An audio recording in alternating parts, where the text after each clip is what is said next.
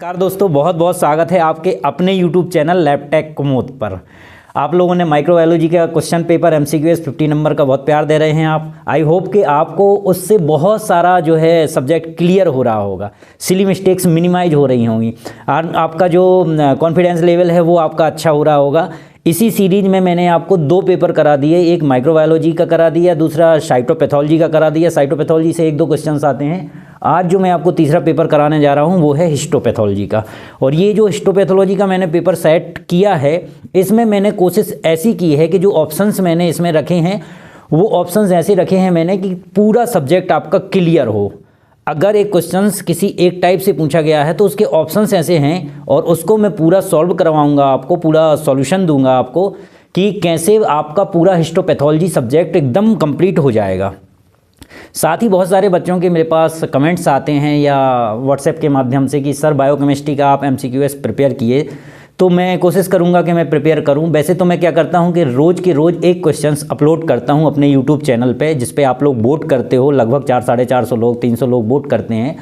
तो उसमें ऑप्शंस देता हूँ और उसमें आंसर तो नहीं देता हूँ क्योंकि आपसे पूछता हूँ आप आंसर उस पर करें, लेकिन कई बार ऐसा होता है कि कोई ना कोई क्वेश्चंस आप गलत कर जाते हैं। ज़्यादातर तो जिसमें ज़्यादा वोट पड़ते हैं वही आंसर सही होता है, लेकिन कई बार क्या कर जाते हैं आप लोग कि कोई ना कोई क्वेश्चंस गलत कर सकते हैं। तो मेरे को आप कमेंट कर सकते हो, मेरे से पूछ सकते हो, मैं आपको उसका सही आंसर बता दूंगा। और आगे भी मैं कोशिश करता रहूँगा कि इस प्रकार के जो क्वेश्चंस पेपर हैं उसको लाता रहूँ। तो चलिए शुरुआत करते हैं। और कुछ बच्चों ने और अच्छी चीज़ की थी, ये की थी कि जैसे जैसे मैं ये क्वेश्चंस आपको सॉल्व कराता गया, कुछ बच्चों ने उससे पहले ही इस पर आंसर किए। उन्होंने अपना खुद का एनालिसिस किया कि हमारे कितने जो है सही हो रहे, कितने नहीं कर रहे। तो अगर इस पर भी करना चाहें आप तो कर सकते हैं। तो चलिए हिस्टोपैथोलॉजी की शुरुआत करते हैं। अगर आप मेरे चैनल पर नए हैं तो मेरे चैनल को सब्सक्राइब कीजिए, ज़्यादा से ज़्यादा शेयर कीजिए। वैसे तो कर ही रहे हैं, अच्छी बात है, अपने भाई को सपोर्ट कर रहे हैं, और भी कीजिए। चलिए तो शुरुआत करते हैं हिस्टोपैथोलॉजी की। Question number 1, tissue for electron microscopy are fixed in. अगर इलेक्ट्रॉन माइक्रोस्कोपी किसी टिश्यू की करना है तो आप निम्नलिखित में से किस में फिक्स्ड करेंगे? तो देखो, ऑप्शन ए है 10% बफर्ड फॉर्मलिन, बी है कार्नवाइस फिक्सेटिव्स, 4% ग्लूटाल्डिहाइड, और डी जो है फॉर्मल्डिहाइड है। तो राइट आंसर दोस्तों क्या है? 4% ग्लूटाल्डिहाइड। अब मैंने आपको बताया था कि कंप्लीट सॉल्यूशन दूंगा मैं, तो 4% ग्लूटाल्डिहाइड साथ ही साथ डिसइंफेक्टेंट का भी काम करता है। क्या करता है? डिसइंफेक्टेंट का काम करता, मतलब हाइपोक्लोराइड की तरह ही काम करता। तो केवल फिक्सेटिव तक के लिए नहीं है सीमित, अगर लेबोरेटरी में और कोई भी वर्क करना है तो कर सकते। 10% बफर फॉर्मलिन का जो है इम्यूनो हिस्टोकेमिस्ट्री के लिए यूज करते हैं। किसके लिए करते हैं? IHC के लिए करते हैं। कार्नवाइस फ्लूइड क्या होता है? साइटोपैथोलॉजिकल फ्लूइड है, हेमरेज फ्लूइड भी बोलते हैं। इसमें ब्लड स्मीयर को फिक्स कर सकते हैं, लेकिन किसकी? अगर थायराइड लीजन से आपने FNAC की है, उसमें ब्लड मिक्स्ड आ रहा है तो कर सकते हैं, बिकॉज इसमें ग्लेशियल एसिटिक एसिड होता है। तो ग्लेशियल एसिटिक एसिड क्या कर देता है?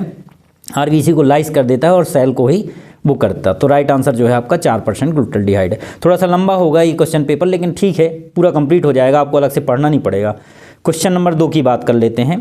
Decolourisation is associated with. जिसमें डीकलराइजेशन करते हैं उसको निम्नलिखित में से क्या स्टेनिंग प्रोसीजर बोलते हैं? तो रिग्रेसिव बोलते हैं, प्रोग्रेसिव बोलते हैं, बोथ A एंड B और D ऑल ऑप्शंस। तो मैं बता देता हूँ, प्रोग्रेसिव में किसी प्रकार का आप डीकलराइजेशन नहीं करते हैं, सीधे आप मतलब 1% एसिड एल्कोहल का यूज नहीं करते। इसमें क्या करते हैं? 1% एसिड एल्कोहल का यूज करते हैं। ठीक है बच्चों, 1% एसिड एल्कोहल कैसा बनता है? 70% जो है एल्कोहल वो 99 ml लेना है और 1% आपको कंसनट्रेट HCl लेना है। ये बन गया आपका 1% एसिड एल्कोहल। इसको आप रिग्रेस करते हैं, मतलब रोकते हैं बीच में ताकि क्रिस्प स्टेनिंग आए, HNE। क्वेश्चन नंबर 3 जो दिया है, Gaucher cells are positive for all except. जो गाउचर सेल्स होते हैं वो पॉजिटिव आते हैं सारी स्टेनिंग में, लेकिन एक को छोड़ के। तो पास में आते हैं, ऑयल रेड O में भी आते हैं, और म्यूशी कार्मीन में नहीं आते हैं। प्रूशियन ब्लू में भी देख सकते हैं। तो राइट आंसर जो है म्यूशी कार्मीन। म्यूशी कार्मीन जो काय के लिए होता है? फंगस के लिए होता है। ऑयल रेड O फैट के लिए होता है। ये ग्लाइकोजन मतलब कार्बोहाइड्रेट्स के लिए करते हैं, और प्रूशियन ब्लू जो होता है वो आयरन के लिए करते हैं। ठीक है बच्चों, नेक्स्ट क्वेश्चन पे चलते हैं अपन। Question number 4, which of the following is are adhesive media. ये क्या पूछ रहा है कि निम्नलिखित में से एडहेसिव मीडिया कौन सा है? तो एम्बेडिंग मीडिया पे ना चले जाना आप, एडहेसिव मीडिया की बात चल रही है। तो मेयर्स एग एल्बुमिन, यस ये भी है, जिसमें हम क्या करते हैं ग्लिसरॉल मिलाते हैं और जो अंडे का वाइट पार्ट रहता है कच्चे अंडे का वो दोनों इक्वल अमाउंट में मिलाते हैं। और इसके अलावा जो क्या करते हैं हम इसमें थाइमोल क्रिस्टल जो है ऐड कर देते हैं। क्यों? क्योंकि प्रिजर्वेटिव करने के लिए, फंगल और बैक्टीरियल ग्रोथ को प्रिवेंट करें। तो मेयर्स एग एल्बुमिन ही रूटीनली सबसे ज़्यादा कॉमनली यूज किया जाता है हिस्टोपैथोलॉजी में। दूसरी बात है एपीस है, इसका भी यूज करते हैं। पॉली एल लाइसिन है, इसका भी यूज करते हैं। बस पॉली लाइसिन के बारे में आप ये जान लीजिए कि कार्सिनोजेनिक होता है। क्या होता है? कार्सिनोजेनिक होता है। रेटिकुलिन की स्टेन जब हम करते हैं तो पॉली एल लाइसिन से ही कोटेड करते हैं, वरना क्या होता है जो आपका सेक्शन होता है वो वॉश आउट हो जाता है, निकल जाता है स्टेनिंग प्रोसीजर के दौरान। और साथ ही इम्यूनोहिस्टोकेमिस्ट्री में स्पेशली इसी का ही यूज करते हैं। जब एंटीजन रिट्रीवल करते हैं तो ये रिमूव हो जाता है सेक्शन। ठीक है दोस्तों।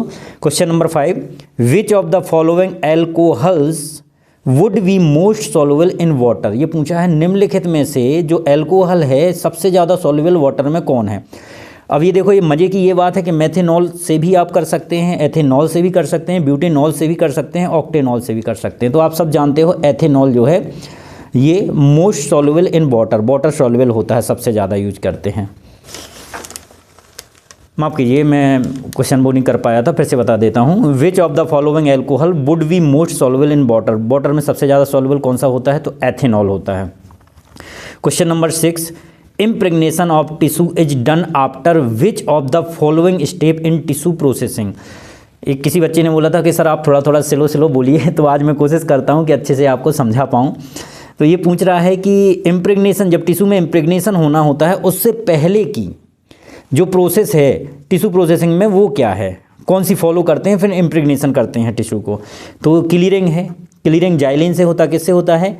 जाइलिन से होता है। जाइलिन, टोलिन, वेंजीन, क्लोरोफॉर्म, सिडारवुड ऑयल, इन सारी कंडीशंस में क्लीयरिंग कर सकते हैं आप। डिहाइड्रेशन आप सारे जानते हो, वाटर को रिमूव करना डिहाइड्रेशन है, तो ये वेरियस ग्रेड के एल्कोहल हो सकते हैं, आइसोप्रोपेनॉल हो सकता है। माउंटिंग किससे करते हैं? तो आप सब जानते हैं डीपीएक्स कनाडा वाल्सम से। डीकैल्सिफिकेशन किससे करते हैं? फॉर्मल नाइट्रिक एसिड हो गया, गुडिंग एंड स्टीवार्ट फ्लूइड हो गया, जेंकिंस फ्लूइड हो गया, ये सारी आपके इसके हो गए। Question number 7, microscopic study of abnormal tissue of the body is known as.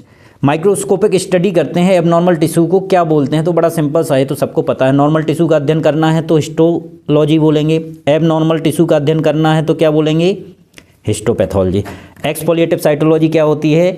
जो अपने आप सेल्स सेड ऑफ होने लग जाती हैं उसको एक्सफोलिएटिव साइटोलॉजी बोलते हैं। तो right answer is histopathology. Question number 8, pass stand reacts with which graphs of carbohydrates. पूछा है कि जो पास स्टेन है वो कार्बोहाइड्रेट्स के किस ग्रुप से रिएक्ट करता है। समझना, क्वेश्चन को समझना बहुत ज़रूरी है। तो अमीनो ग्रुप से करता है, कीटोनिक ग्रुप से करता है, कार्बोक्सिल ग्रुप से करता है कि एल्डिहाइड ग्रुप से करता है? एल्डिहाइड ग्रुप से करता है। ठीक है बच्चों, चलिए क्वेश्चन नंबर 9 पढ़ लेते हैं। Tissue processing units are also known as. तो ये तो बड़ा सिंपल है, टिश्यू प्रोसेसिंग यूनिट्स को क्या बोला जाता है? तो हिस्टोकाइनेट बोला जाता है। टिश्यू प्रोसेसर या हिस्टोकाइनेट, हिस्टो बात नहीं होगी, हिस्टोग्राम नहीं होगा, माइक्रोटोम नहीं होगा। क्वेश्चन नंबर 10 है, ऑल आर डीकैल्सीफाइंग रिएजेंट एक्सेप्ट। सारे के सारे डीकैल्सीफाइंग रिएजेंट है लेकिन एक को छोड़ के। इस प्रकार के क्वेश्चंस बहुत आते हैं। तो गुडिंग एंड स्टीवर्ट्स, जिसमें क्या रहता है? फॉर्मल फॉर्मिक एसिड रहता है। फॉर्मल ईडीटी ये बोन मैरो के लिए यूज किया जाता है। Jenkins fluid. तो फॉर्मल सलाइन, फॉर्मल सलाइन जो है राइट आंसर है। क्या राइट आंसर है? Formal saline. चलिए क्वेश्चन नंबर 11 पढ़ लेते हैं। Which dehydrating agent is considered for dehydration. ये बोल रहा है कि निम्नलिखित में से कौन सा डिहाइड्रेटिंग एजेंट्स है जो डिहाइड्रेशन करता है। डिहाइड्रेशन मतलब वाटर को रिमूव करता है। तो आप सबको पता है अल्कोहल भी है, एसीटोन भी है, आइसोप्रोपेनॉल है। तो ऑल ऑप्शंस, इस टाइप के भी क्वेश्चंस पूछे जा सकते हैं। ठीक है। Question number 12, the most commonly used embedding media is. Most commonly पूछा है, कैसा पूछा है? मोस्ट कॉमनली पूछा है। तो आप बिल्कुल कंफ्यूज ना हो, क्योंकि ये सारे जो हैं एम्बेडिंग मीडिया ही है किसी ना किसी प्रोसेस में। पैराफिन वैक्स है, सेलोडीन है, रेजिन है और जेलेटिन है। तो मोस्ट कॉमनली जो है पैराफिन वैक्स है और इसका टेम्परेचर जो होता है 58 से 60 डिग्री सेंटीग्रेड होता है, या 60 से 62 भी आ सकता है। चलिए नेक्स्ट क्वेश्चन की बात कर लेते हैं। Question number 13, for checking complete dehydration, dehydration complete हुआ है कि नहीं हुआ, इसको चेक करने के लिए solution is added in the final beaker of dehydration reagent as indicator. ये बोल रहा है कि जैसे आपने डिहाइड्रेशन किया, डिहाइड्रेशन के 6 जार लिए आपने टिश्यू प्रोसेसिंग में, तो जो फाइनल जार है मतलब एब्सोल्यूट अल्कोहल का 6वां जार है, उसमें क्या ऐड करेंगे कि चेक कर सकें डिहाइड्रेशन कंप्लीट हुआ या नहीं हुआ। ठीक है, तो मैं आपको बता दूं, sodium sulphate, methyl alcohol, copper sulphate, acid alcohol, copper sulphate. Last वाले में डालेंगे हम कॉपर सल्फेट एनहाइड्रस वाइट। अगर वो ब्लू कलर में टर्न हो गया तो मतलब डिहाइड्रेशन कंप्लीट नहीं हुआ है, अगर वो वैसे के वैसे कलर रहा तो फिर डिहाइड्रेशन कंप्लीट हो गया है। ठीक है दोस्तों, चलिए क्वेश्चन नंबर 14 की बात कर लेते हैं। The clearing agent used among the following is, जो क्लीयरिंग एजेंट्स है वो यूज करते हैं जब हम, तो कौन सा है वो, toluene, chloroform, xylene. Most commonly नहीं पूछा है तो ये राइट ऑप्शन है। क्लोरोफॉर्म से भी कर सकते हैं, टोलिन से भी कर सकते हैं, जाइलिन से भी कर सकते हैं। बस क्लोरोफॉर्म के बारे में जाना है आपको ये कि ये टॉक्सिक होता है। कैसा होता है, टॉक्सिक होता है, इसलिए ज़्यादा यूज नहीं करते हैं। ऐसा भी पूछा जा सकता है कि निम्नलिखित में से कौन सा क्लीयरिंग एजेंट जो है टॉक्सिक है, कौन सा कार्सिनोजेनिक है, तो बेंजीन कार्सिनोजेनिक है और जो क्लोरोफॉर्म है वो टॉक्सिक है। ठीक है, क्वेश्चन नंबर 15 पढ़ लेते हैं। Clearing fluid make the tissue, clearing fluid tissue को क्या बनाता है, ट्रांसपेरेंट बनाता है, हार्ड बनाता है, ब्रिटल बनाता है, सॉफ्ट बनाता है, तो ट्रांसपेरेंट बनाता है। अगर आप ज़्यादा देर रख दोगे क्लीयरिंग फ्लूइड्स में तो जरूर टिश्यू कैसा हो जाएगा, ब्रिटल हो जाएगा। ठीक है, और हार्ड और सॉफ्ट वाली थ्योरी इसमें चलती है आपकी डिहाइड्रेशन में। अगर कंप्लीट डिहाइड्रेशन नहीं हुआ तो सॉफ्ट होगा टिश्यू, और कंप्लीट डिहाइड्रेशन हो गया तो हार्ड हो गया।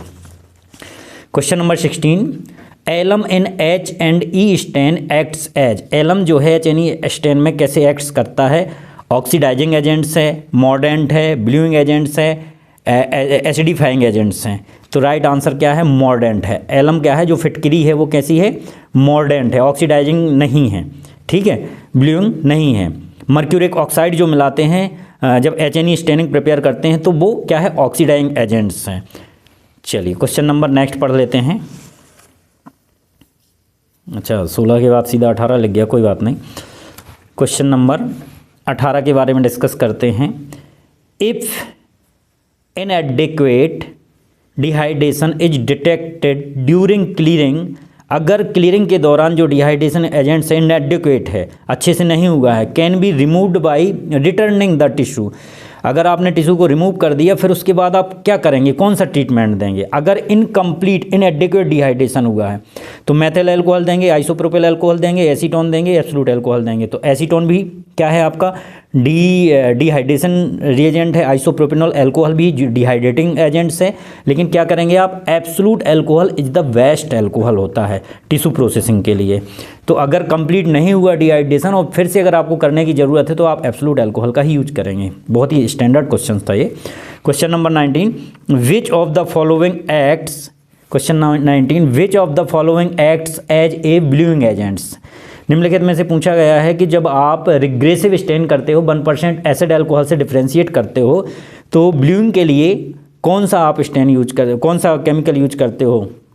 तो लिथियम कार्बोनेट, यस एल्कलाइन होता है। एल्यूमिनियम हाइड्रोक्साइड, यस एल्कलाइन होता है। स्कॉट वाटर भी क्या होता है, एल्कलाइन नेचर का होता है। जब अपन 1% एसिड अल्कोहल पे डालते हैं तो हमारा टिश्यू क्या हो जाता है, एसिडिक नेचर का हो जाता है। और प्रिंसिपल आप सबको बच्चों पता ही है क्या होता है, HNE का एसिडिक और बेसिक डाई होती है। जो एसिडिक डाई होती है वो बेसिक कंपोनेंट्स को कैप्चर करती है और जो बेसिक डाई होती है वो एसिडिक कंपोनेंट्स को। हमारा न्यूक्लिक एसिड क्या होता है, एसिडिक नेचर का होता है। बाकी आप गुणा भाग कर लेंगे। Question number 19, which of the following acts as a bluing agent. अच्छा बता दिया मैंने, ऑल ऑप्शन है ये, क्या है, ऑल ऑप्शन है। क्वेश्चन नंबर 20 जो है, what is the usual concentration of the commercial formaldehyde available. ये पूछा गया है कि जो आप फॉर्मल्डिहाइड यूज करते हो वो बाज़ार से आती है किस कंसंट्रेशन में आती है। तो आप कंफ्यूज मत होना, 4% बिल्कुल नहीं, 100% बिल्कुल नहीं, 37 से 41%, और 37 से 41% को ही हम 100% मानेंगे। ठीक है, ये बड़ा अच्छा क्वेश्चन था। चलिए next question, question number 21, Bouin's fluid is yellow because of the presence of. जो वाइन्स फ्लूड होता है उसके कारण जो है टिश्यू कैसा हो जाता है, पीला। उसमें क्या रहता है, क्लोरोफॉर्म रहता है, पिक्रिक एसिड रहता है, फॉर्मलिन रहता है, आयोडीन रहता है। पिक्रिक एसिड के कारण हो जाता है। किसके कारण हो जाता है, पिक्रिक एसिड के कारण हो जाता है। अब इस टिश्यू को आपको पिक्रिक एसिड रिमूव करना है तो इस 70 से 80% एल्कोहल लोगे। क्या लोगे, 70 से 80% एल्कोहल। अब एल्कोहल को रिमूव करना है तो एल्कोहल वाटर सॉल्युबल होता है, उसको आप निकाल सकते हो उससे। Question number 22, which of the following Khalistan as components of Zenker's fluids. ये पूछ रहा है कि निम्नलिखित में से कौन से केमिकल में जो है जेंकर्स फ्लूइड में मिला होता है। देखो इस टाइप के क्वेश्चंस बहुत पूछे जाते हैं। एक पूरा केमिकल का नाम नहीं दिया, केमिकल के बाहर का नाम दे दिया। अब आप बताइए कि कौन जेंकर्स फ्लूइड में क्या मिला रहता है।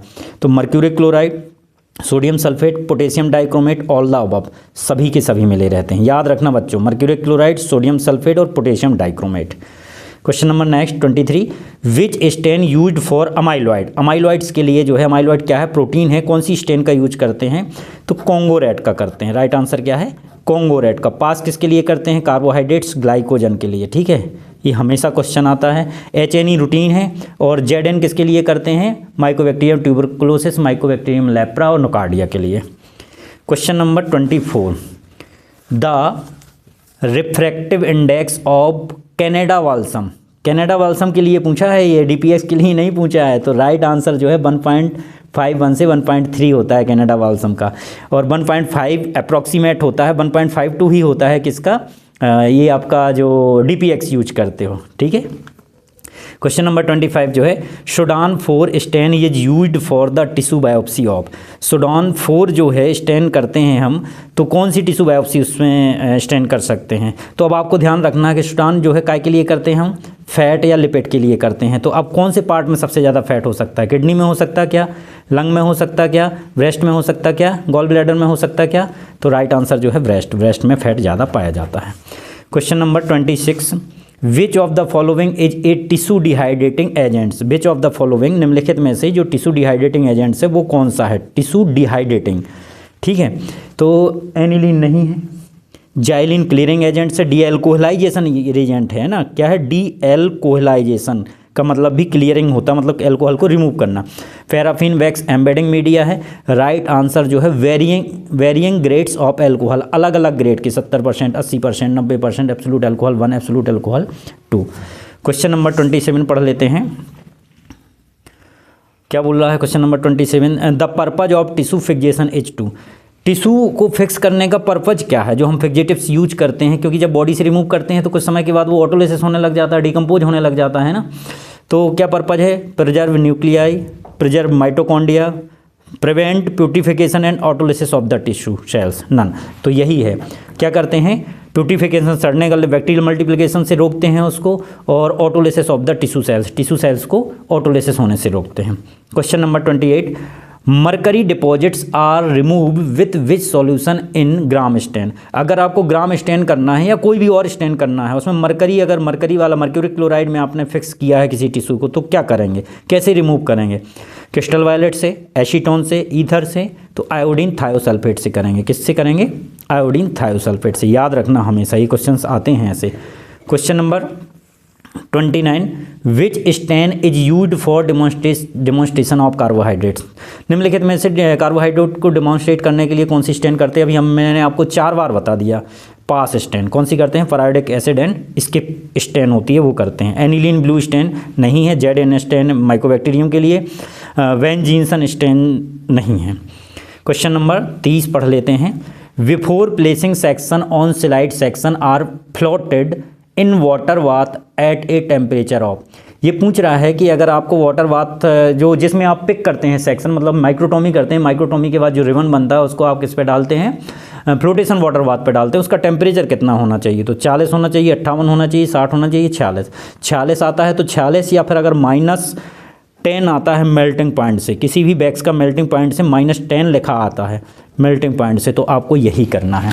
ठीक है बच्चों, चलो ये तो बड़ा सिंपल सा क्वेश्चन है। Question number 31, L in L block stand for, क्या बोलते हैं, लेंथ, ल्यूकार्ट्स, लेवल, लाइट। मतलब एल के नाम से क्या जाना जाता है, तो आप सबको पता है ल्यूकार्ट्स। ठीक है, राइट आंसर, क्वेश्चन कई बार पूछा गया है। Question number 32, Gooding and Stewart's fluid in an example for. जो गुडिंग एंड स्टीवार्ट्स फ्लूइड होता है किसका एग्जाम्पल है? डिहाइड्रेटिंग एजेंट्स का है, डिकैल्सीफाइंग का है, क्लियरिंग का है या इन्फिल्ट्रेशन का है? तो डिहाइड्रेटिंग में तो हम वेरियस टाइप्स के अल्कोहल यूज करेंगे, क्लियरिंग में हम जाइलिन, टॉलिन, क्लोरोफॉर्म, बेंजीन कर सकते हैं यूज, इन्फिल्ट्रेशन में हम पैराफिन, वैक्स। तो decalcifying is a right answer. Gooding and Stewart's में क्या होता है? फॉर्मल फॉर्मिक एसिड रहता है, बहुत बार बच्चों पूछा जा सकता है।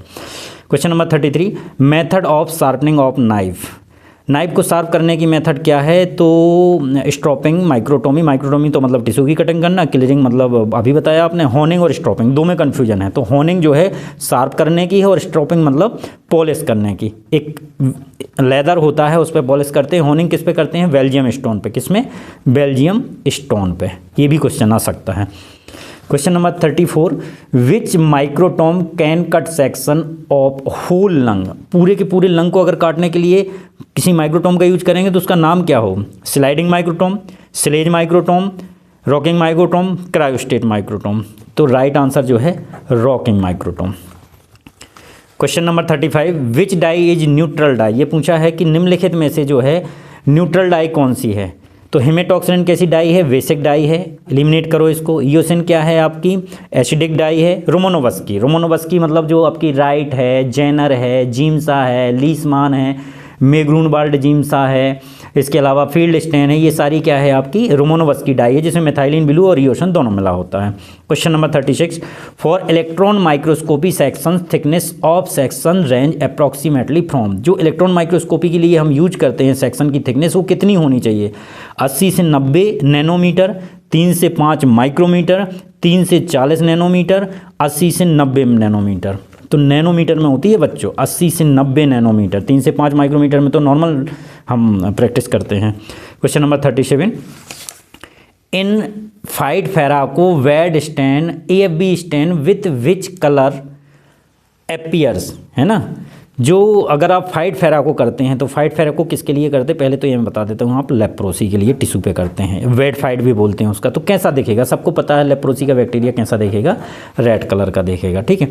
Insufficient Khalistan cause the tissue to appear opaque and cloudy. अगर आप इनसफिशिएंट क्या हुआ है? क्लियरिंग हुआ है, एम्बेडिंग हुआ है, डिहाइड्रेशन हुआ है, स्टेनिंग हुआ, तो टिश्यू कैसा रह जाएगा? ओपेक और क्लाउडी। तो क्लियरिंग, अगर इनसफिशिएंट क्लियरिंग हुआ है तो टिश्यू कैसा रहेगा? ओपेक रहेगा और क्लाउडी रहेगा। अगर पूरा हो गया तो बढ़िया ट्रांसपेरेंट हो जाएगा। इससे पहले आप पढ़ चुके हैं।